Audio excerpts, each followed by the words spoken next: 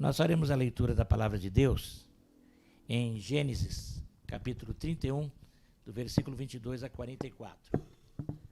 Esse texto será projetado, usamos aqui a versão Nova Almeida atualizada, é a Bíblia.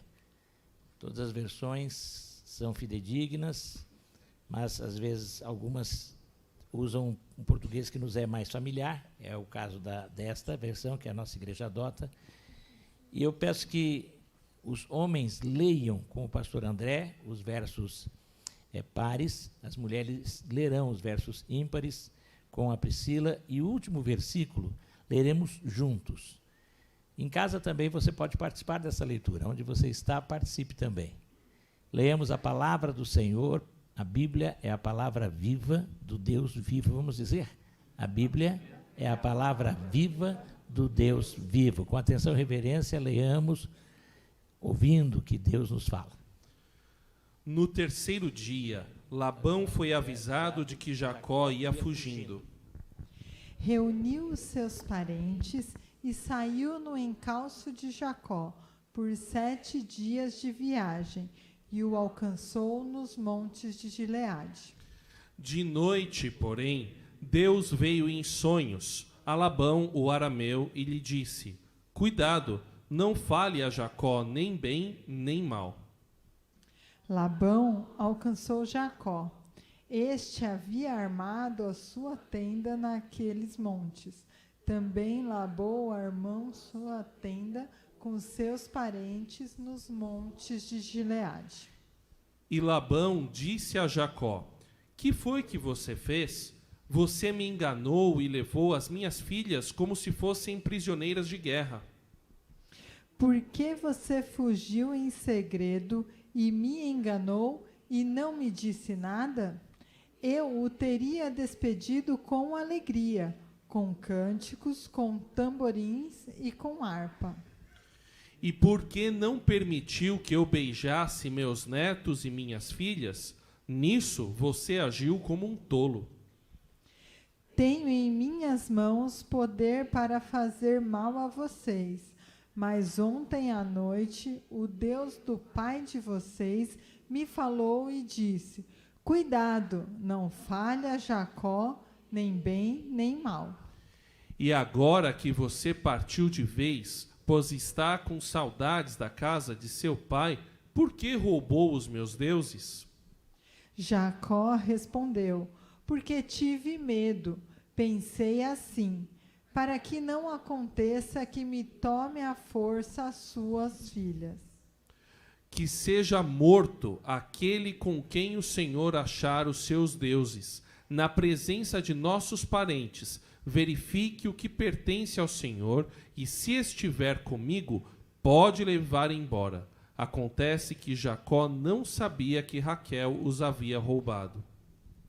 Labão entrou na tenda de Jacó, na tenda de Lia e na tenda das 2 servas, mas não achou nada. Tendo saído da tenda de Lia, entrou na tenda de Raquel.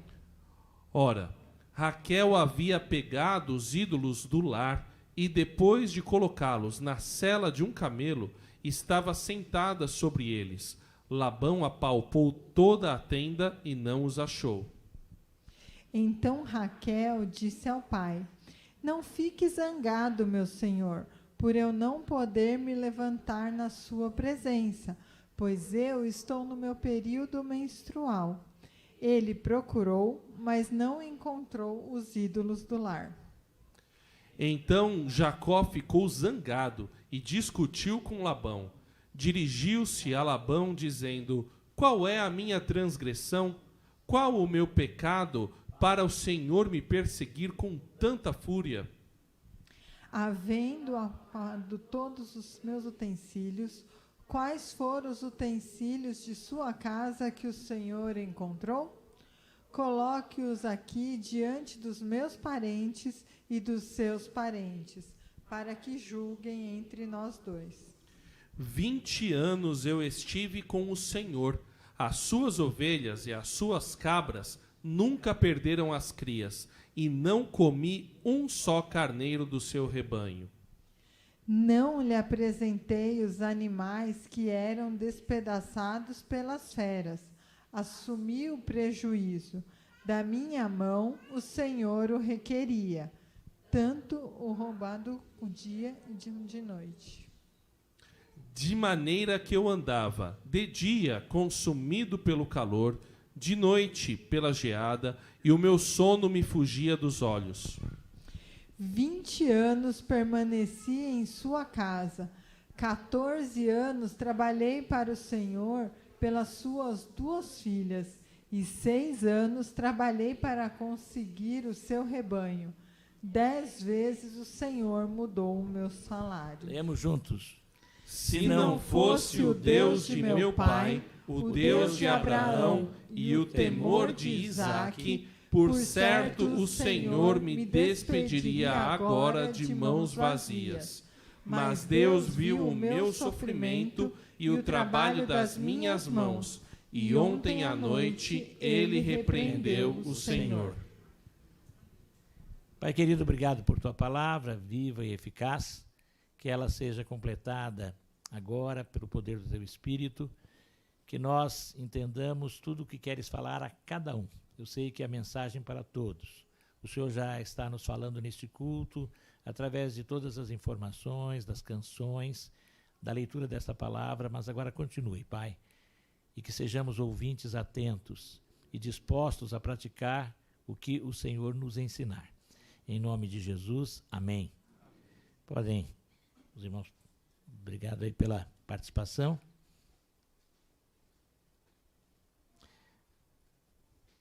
Então Labão respondeu a Jacó: as filhas são minhas filhas, os filhos são os meus netos, os rebanhos são meus rebanhos, e tudo que você está vendo é meu.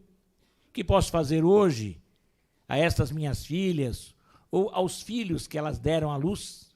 Venha, pois, e façamos uma aliança, eu e você, que sirva de testemunho entre mim e você. Falando sobre os filhos da promessa, temos já entrado na história de Isaque, na história de Jacó, e hoje já falamos sobre, pela manhã, sobre esse relacionamento conturbado de Jacó com o seu sogro Labão. Jacó achava que era um homem esperto, mas ele encontrou em Labão um espertalhão. Além dele, Labão sabia, se ele dava nó em pingo d'água, Jacó, Labão conseguia dar o terceiro nó no mesmo pingo d'água. Por isso, ele enfrentou alguém como ele, que fazia qualquer coisa para atingir os seus objetivos. Jacó viveu a vida assim. O nome Jacó significa usurpador, aquele que quer pegar o lugar do outro. Isso foi dado porque a mãe entendeu, os que viram o nascimento dele, nasceram gêmeos. Esaú, o primeiro, recebe o nome porque era peludo, e os nomes, na época, estavam muito mais próximos de apelidos. Os apelidos, em geral, pegam uma característica, ou da personalidade, ou física, e havia essas características. E Jacó nasce segurando, não muito comum isso, gêmeos nascem e Jacó segurando no pé, e ele já recebe o nome. Isso daí já está desde cedo puxando o lugar do outro. Porque ser o primogênito, naquela ocasião, conferia situações especiais. O primogênito tornava-se o chefe do clã. Ele teria vantagens financeiras na hora da herança e daria continuidade à liderança. As famílias eram diferentes um pouco daquele conceito que nós temos de famílias. As famílias não era apenas o pai, a mãe e os irmãos, mas ali tinham sogras, sogros, tios, tias. Normalmente o homem tinha mais de uma mulher, filhos, tinha as concubinas, tinha os empregados, escravos e outros que compravam a liberdade, mas continuavam servindo aquela família, aquela casa, assim chamada, e é o que hoje pensamos num clã. Eram tribos, e o chefe, ele era por herança. O primogênito levava a metade, os outros dividiriam o resto. E mesmo entre gêmeos, o que punha a mão para fora primeiro era considerado o primogênito. Há um caso na Bíblia que isso é descrito, um colocou a mão e recebe um lacinho, depois ele recolhe. E o outro é que sai primeiro, mas aquele que tinha o laço tinha colocado a mão primeiro. Eles davam muita importância a estes fatos. Mas Jacó se revela assim, e pelas características dele, a mãe dele se aproxima. Ele é filho de Isaac e Rebeca. Rebeca, alguém que é filha desse Labão, aprendeu com seu pai a ser uma hábil comerciante. Uma das razões até porque entendo que Eliezer, quando faz a oração, o servo de Abraão, que vai escolher a esposa, ele pede que Deus, que a moça a primeira mulher que ele descobrisse ser daquela família, e a quem ele pedisse água, oferecesse e desse água não só para ele, mas também para os seus animais. Isso é característica de alguém que sabe agradar o cliente, que oferece, que tem iniciativa, que é proativa. E assim era a Rebeca, e ela percebe nos seus 2 filhos que um era mais recolhido como o pai, um gostava mais do campo, de atividades não tanto em contato com as pessoas, e o outro era muito mais social, muito mais hábil no comércio, e esse é Jacó.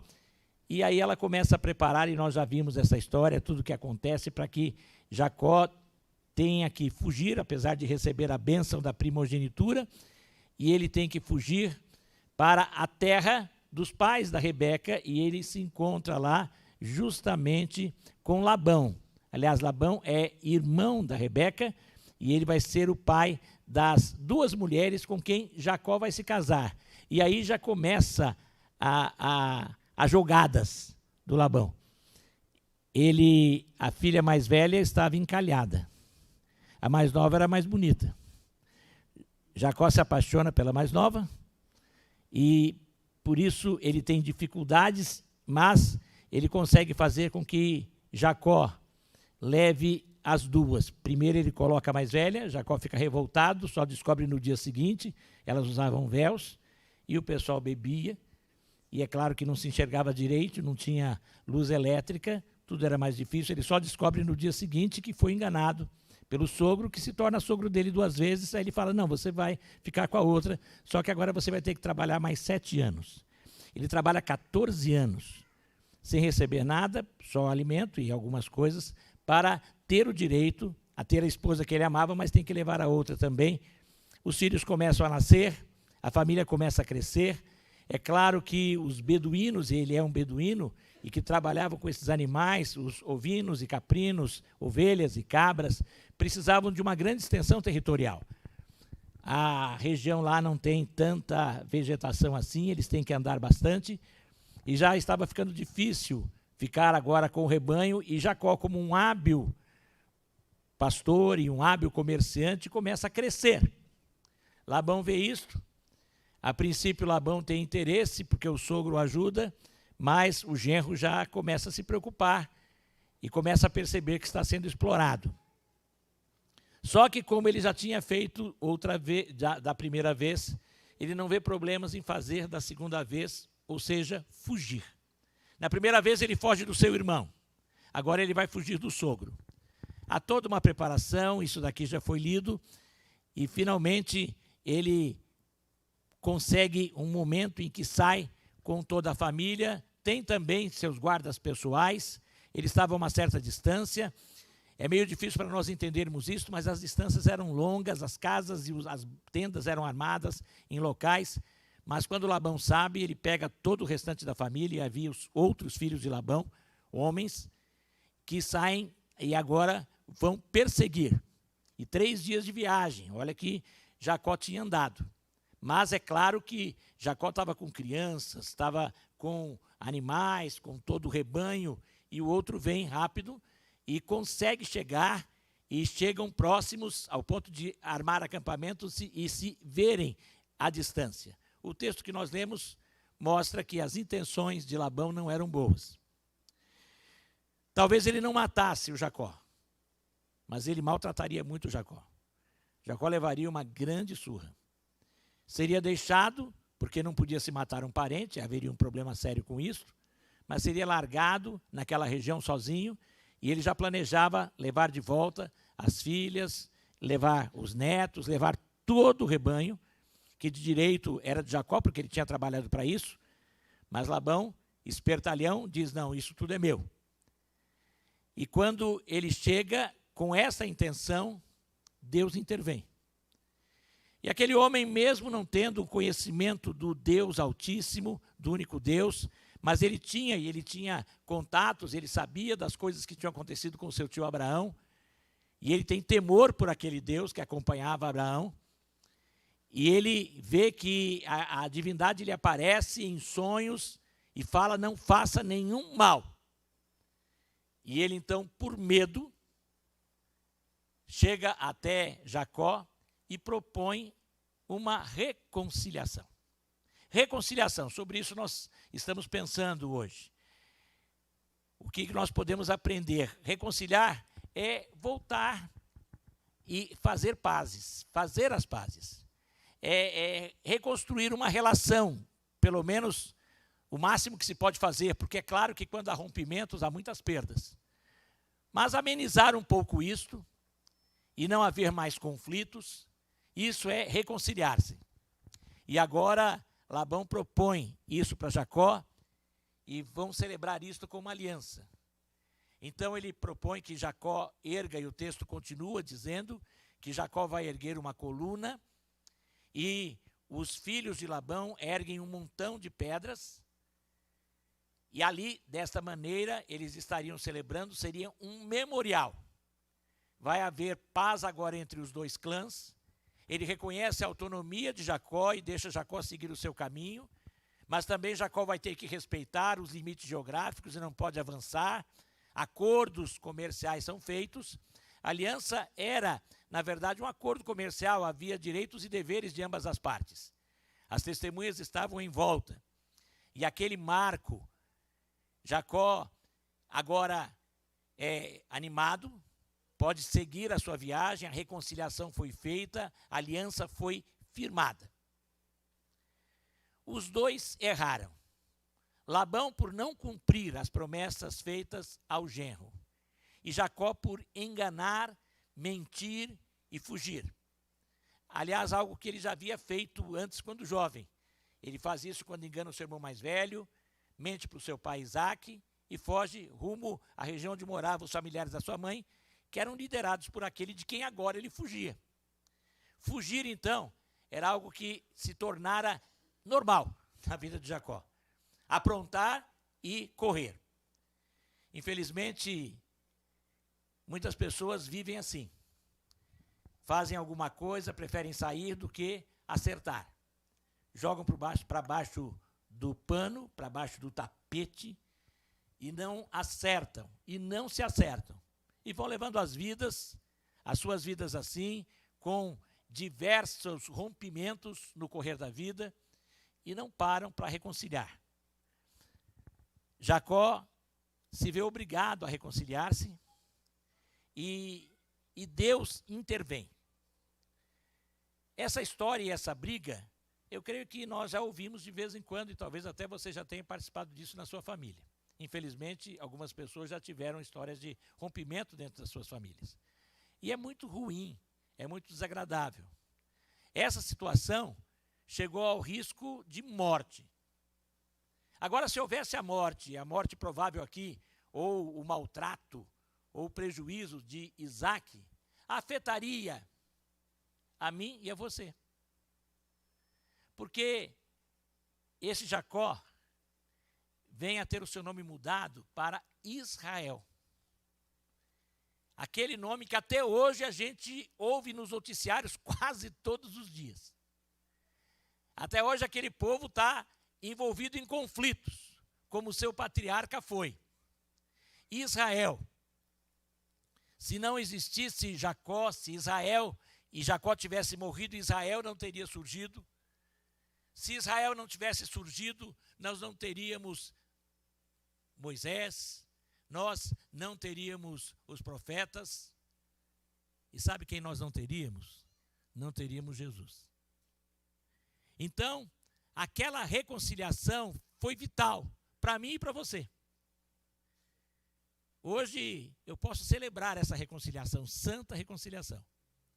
Movida pelo temor, movida pelo medo, não importa. Houve um acerto, houve um acordo. Uma aliança foi feita. Reconciliar é paz.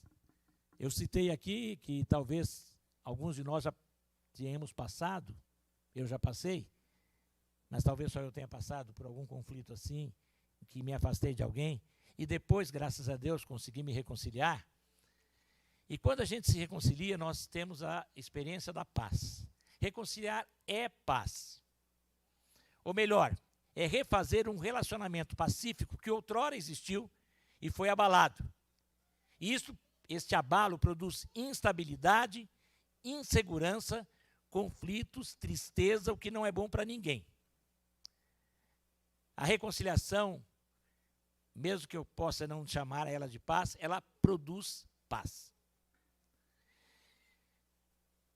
É interessante que quando se fala do Deus de Abraão, quando se fala do Deus de Isaac, Jacó usa o temor de Isaac. Porque as pessoas já estavam vendo que aquele Deus protegia de uma maneira especial Isaac, a descendência de Abraão, e por isso o temor já existia. Não vamos mexer com esse povo. Agora, quando falamos em conflitos, temos que pensar no primeiro conflito e onde se originou tudo.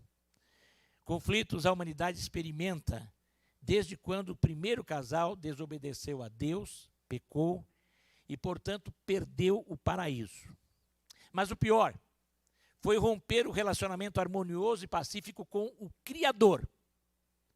E é interessante que quando eles desobedecem a Deus, comendo o fruto que não era para comer, tocando na árvore que não era para tocar, e aí isso caracteriza o pecado, a transgressão, o quebrar a lei de Deus, o que Deus estabeleceu, o desobedecer a Deus. Quando isso acontece, a primeira reação dos dois é fugir. Eles fogem de Deus. Quando a gente comete alguma coisa em relação a alguma pessoa, e quando nós pisamos na bola, nós não queremos ver aquela pessoa, a gente evita. A gente, quando vê o telefone, o celular tocar, não vou atender, deixa tocando aquele número. No início das ligações celulares, eu sei de muita gente que pegava o celular, começava a falar, e quando o outro levantava algum assunto assim espinhoso, começava a dizer: o sinal está ruim, está acabando o sinal. Uma vez eu liguei para uma pessoa, ela ficou falando assim: está acabando o sinal. Logo depois alguém disse que conversou um longo tempo com aquela pessoa. O sinal voltou a funcionar quase que 2 minutos depois. Outro me disse: eu acabei de falar com ele, falamos uma meia hora. Mas o sinal, acho que onde ele estava, o sinal ficou ruim. A gente foge.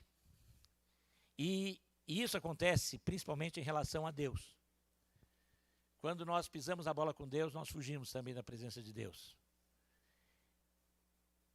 Um grande evangelista do passado diz: ou esse livro, a Bíblia, me afasta do pecado, ou o pecado me afasta desse livro. Porque a gente foge da palavra, porque ela mexe com a gente. A gente foge da oração, porque ao orar você é confrontado pelo Espírito Santo de Deus também. E a gente foge da comunhão dos irmãos. A gente fica com vergonha, a gente deixa de participar dos cultos. E isso é terrível. Fugir é algo que acompanha. Agora, o homem que foge, e logo após a saída do Éden, eles vão ter outras consequências, além da repreensão de Deus, de terem que assumir a sua culpa, porque não queriam assumir também quando são confrontados com Deus. Adão culpa Eva, mas culpa principalmente a Deus, a mulher que tu me deste. Eva culpa a serpente, portanto Eva culpa o diabo, uma coisa muito comum até hoje, né? Foi o diabo que me levou a fazer isso.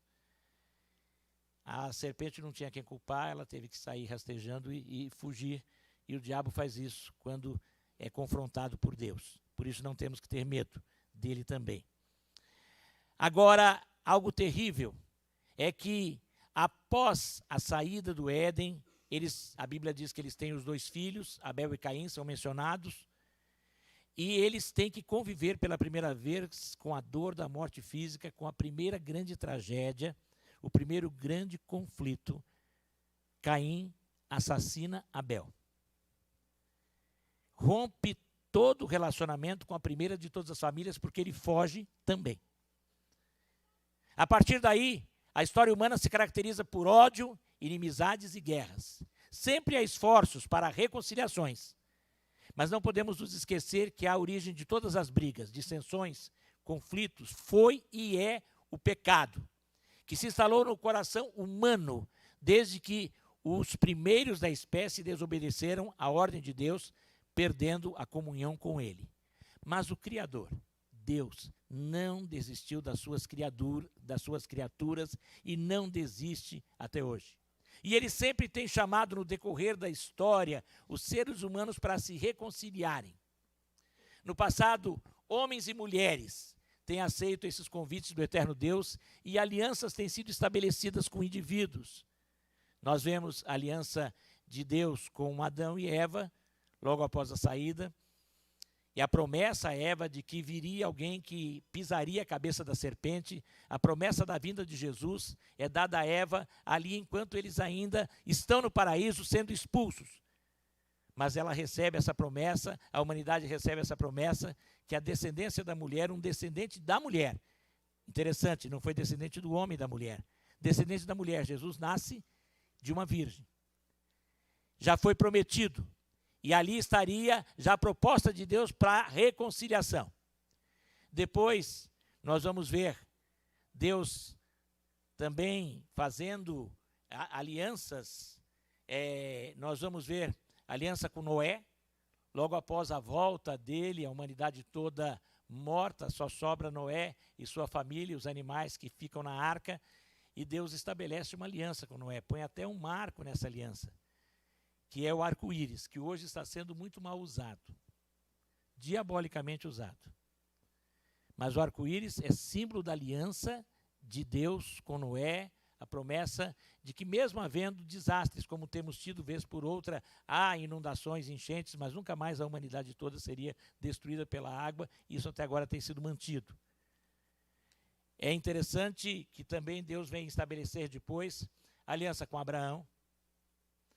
De Abraão vai surgir uma nação, essa aliança se estende a Isaac, a Jacó, e continua depois na formação do povo de Israel. E essa aliança vai ser novamente reativada, relembrada com Moisés, através de Moisés, com o povo de Israel, mas sendo usado o profeta Moisés. Depois, essa aliança vai ser feita, e mais tarde é feita com o rei Davi, uma aliança também é feita, e uma promessa que nunca faltaria um sucessor para o trono de Davi. Alguém fala, mas isso aconteceu, Israel não é monarquia. Mas Deus já estava apontando para o sucessor. E de Davi vai vir outro. O maior e mais importante descendente de Abraão, o maior e mais importante descendente de Davi, Jesus Cristo, foi enviado ao mundo. E através da sua morte na cruz, segundo aos Coríntios 5,19 diz, Deus estava em Cristo reconciliando consigo o mundo. E também em Colossenses 1,20 diz que havendo feito a paz pelo sangue da sua cruz, por meio dele, reconciliasse consigo mesmo todas as coisas, quer sobre a terra, quer nos céus. Deus está propondo, e em Cristo ele propôs a reconciliação com a humanidade, mas também ele propôs a reconciliação com toda a natureza. O pecado humano lançou maldição sobre a natureza. Todos os problemas que nós temos na natureza, os problemas que são resultados diretos dessa pecaminosidade humana, que leva o homem a abusar e tratar muito mal aquilo que ele deveria administrar bem para Deus e para a glória de Deus, mas também há coisas sobre as quais nós não temos controle, como os movimentos das placas tectônicas que provocam os terremotos, os vulcões que de repente explodem aí do nada, e isso não entra a ação direta do homem. A terra foi amaldiçoada. Essa terra não é a terra que viveu, que deveria ser perfeita. essa terra não mais existe. Nós estamos numa terra que está sob o efeito da ira de Deus por causa do meu e do seu pecado, que começou lá em Adão e Eva e que continua por todos nós, porque todos somos pecadores, por toda essa humanidade. E por isso todos esses desequilíbrios, mas a Bíblia diz que, finalmente, no final de tudo, Jesus Cristo, que começou essa obra de reconciliação lá na cruz, com cada ser humano, ele propõe isso, ele vai completá-la e nós teremos de novo a restauração de toda a natureza, novos céus e nova terra, onde habita justiça e onde reinará harmonia e paz. Por enquanto não vivemos isto, mas podemos experimentar oásis nesse sentido. Jesus Cristo, através do seu sangue, estabeleceu uma nova aliança. 1 Coríntios 11, 25 declara isso. E podem participar dessa aliança todos os que creem nele como Salvador e Senhor pessoal. Isso independe da raça, não é mais algo exclusivo de um povo, como foi a princípio do povo judeu, do povo de Israel, dos hebreus. Isso também independe da condição social ou da idade, porque todos pecaram e carecem da glória de Deus. Está em Romanos capítulo 3, versículo 23. Jesus Cristo, lá em 1 Coríntios 11, 25, o texto que lemos sempre, quando celebramos a ceia do Senhor, ele, ao tomar o cálice, diz que este cálice continha o sangue com o qual era celebrada a nova aliança. Nova e perpétua aliança, que Deus estabeleceu em Jesus Cristo e outras não existirão. E para nos reconciliarmos com Deus, temos que aceitarmos a oferta e o preço que Jesus pagou, para que pudéssemos ser resgatados e pudéssemos ter paz, ter os nossos pecados perdoados. Ele tomou a iniciativa, é uma aliança em que ele vem ao nosso encontro, mas ele espera uma resposta, minha e sua. A resposta de primeiramente dizer, sim, Senhor, eu quero aceitá-lo como meu Salvador e Senhor, e eu quero viver contigo dentro dos termos desta aliança. Eu aceito, mas ele já sabe que a gente vai falhar. E ele promete e diz em algumas vezes que ainda que eu e você sejamos infiéis, ele permanece fiel. Ele é estável, ele não muda. Ele é o próprio Deus, em quem não há mudança, não há instabilidade alguma. E ele cumpre as suas promessas. Por isso, quando entramos na nova aliança com Jesus e entramos no dia que o aceitamos, confirmamos quando batizamos, nos batizamos. Isso representa esta aliança em que eu, através do ato do batismo, quando usamos a imersão, é para dizer que morremos para o mundo e renascemos para viver uma vida pura e limpa perante Deus e os homens. Mesmo que a gente venha falhar e falharemos e falhamos, ele diz, se confessarmos os nossos pecados, ele é fiel e justo para nos perdoar os pecados e nos purificar de toda a injustiça. O perdão já é dado, mas temos que ter consciência deste perdão e a confissão é o instrumento para que isso aconteça em nós. Cada dia, tendo um momento com Deus, pedindo que o Espírito Santo dele revele aonde temos falhado, confessado, concordado e nos dispondo a permitir que ele nos mude. Às vezes achamos que não vamos conseguir mudar, mas temos que crer que ele pode nos mudar. Assim como eu creio, e todos aqui cremos, né, que Deus pode ressuscitar um morto, eu creio nisso. Que Deus pode curar uma pessoa com câncer, eu creio nisso. Eu posso crer que Deus pode tirar um vício meu, mudar um hábito, ele pode mudar meu comportamento, ele pode mudar os meus sentimentos, ele pode transformar o meu ódio em perdão e tirar do meu coração toda mágoa se eu colocar na presença dele.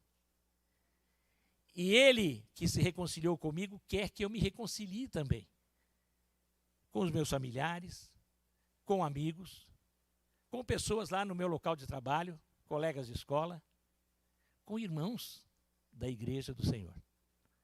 Ele quer que a gente também se proponha à reconciliação. Mas esta reconciliação maior, que é com ele, por Cristo Jesus, aceitando como Salvador e Senhor, agora é nos dada a responsabilidade de nos tornarmos embaixadores. E em 2 Coríntios 5, 18 a 19, o apóstolo Paulo, escrevendo àquela igreja, ele fala sobre esta necessidade, dizendo que Deus estava em Cristo, reconciliando consigo mesmo o mundo. Ele então fala o que acontece, e ele diz assim: tudo isso provém de Deus, que nos reconciliou consigo mesmo por meio de Cristo, e nos deu o ministério da reconciliação, a saber, que Deus estava em Cristo reconciliando consigo o mundo, não levando em conta os pecados dos seres humanos e nos confiando a palavra da reconciliação. Portanto, somos embaixadores em nome de Cristo, como se Deus exortasse por meio de nós. Em nome de Cristo, pois, pedimos que vocês se reconciliem com Deus. Sim, nós somos embaixadores e, através de nós, temos que apresentar a todos esta oportunidade da reconciliação de cada um com Deus.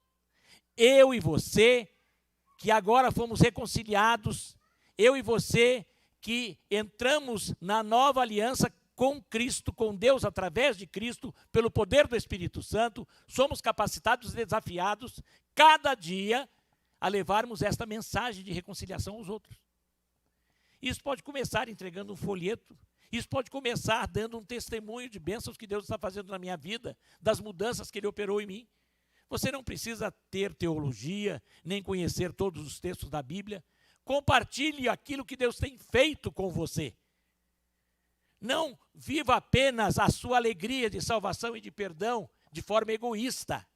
Compartilhe, porque somos desafiados a sermos embaixadores. E também nós cumprimos isto quando enviamos os nossos substitutos, aqueles que vão no nosso lugar, proclamando a mensagem, quando nós apoiamos, é o movimento que nós chamamos de movimento missionário, nessa missão de proclamar a mensagem da reconciliação. Todos sabemos que o mundo precisa de paz, mas a verdadeira paz, aquela que excede todo o entendimento, só pode ser alcançada em Cristo Jesus. E sejamos como o grande missionário apóstolo Paulo, que declarou ser o embaixador de Cristo, compartilhando sempre e em todos os lugares a mensagem da reconciliação com Deus em nome de Cristo.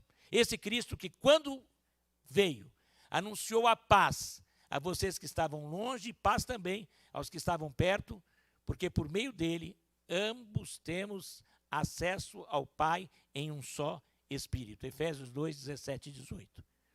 Embaixador de Cristo eu e você somos. E temos este dever. Você já experimentou a sua reconciliação com Deus? Você já está na nova aliança? Você já tem Jesus Cristo como seu Senhor e Salvador? Quem já experimentou isso, diga amém. Eu nem olhei, mas Deus viu. Aleluia. Agora você que disse amém, diga amém também para isto. Você teve esta bênção, o privilégio de fazer parte de uma nova aliança com Deus, estabelecida por Cristo. Você agora experimenta o perdão e, como consequência, a paz com Deus. Mas, às vezes, nós não estamos vivendo essa paz, porque não estamos cumprindo a nossa parte na aliança. E o Espírito nos perturba quanto a isso. Em relação a viver uma vida de santificação, em relação a vivermos uma vida de reconciliação com outros, com aqueles nossos desafetos, e não deixarmos as coisas indo para debaixo do tapete, mas tentando tratar os nossos problemas e situações de conflito. Mas também, o que mais deve perturbar a mim e a você é o fato de não anunciarmos esta mensagem de reconciliação a um mundo conturbado e perdido. E esse mundo pode começar lá no seu vizinho. Esse mundo pode começar no seu colega de trabalho, que talvez está até perturbando você porque ele não tem a paz de Cristo. E você pode compartilhar dessa paz. Você pode anunciar essa mensagem da reconciliação. Quantos aqui se dispõem a também, como Paulo declarou, se tornarem embaixadores de Cristo, anunciando a mensagem de reconciliação nesta semana para uma pessoa pelo menos? Quem disser isto, eu vou fechar os olhos Diga amém. Parece que diminuiu, né? Mas diga amém pela fé, meu irmão e minha irmã. Se você não teve coragem de dizer, creia que Deus o capacita para isso. Talvez você não se sinta tão bem, talvez você está constrangido porque você não está cumprindo a sua parte da aliança. Apesar de tudo, ele continua fiel e o que ele prometeu para você, a vida eterna, continua valendo. Mas, no entanto, a sua vida está se tornando uma vida miseravelmente salva. Porque você está salvo, mas está vivendo na miséria espiritual. E ela pode ser ricamente salva. Se você pedir que o Espírito de Deus lhe dê força, confessar aonde você tem falhado. E pedir forças para poder viver esta vida de alguém que tenha paz, porque se reconciliou com Deus, mas, acima de tudo, um embaixador da mensagem da reconciliação.